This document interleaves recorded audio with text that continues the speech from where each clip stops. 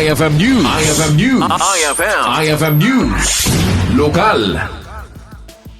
Inpakaammo ni Dr. Lloyda Valenzuela, Provincial Veterinarian, ngay ti Ciudad ti Laoag at ti Kaaduan ti Kaso ti Rabies iti agdama. Inlawlawag na, manipo da iti 10 ket 3 a sampol ket 10 ket maysa ditoy iti nagpositibo manipo diti nasa Ciudad.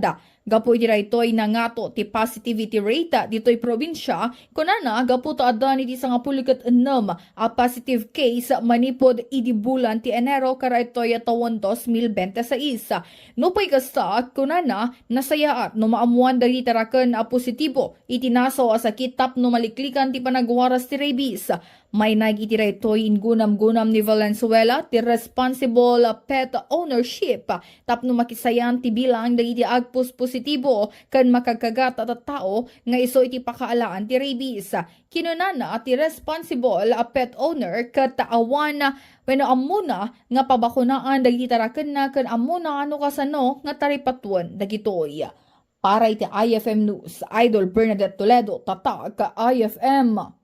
IFM News. IFM News. IFM News. Lokal.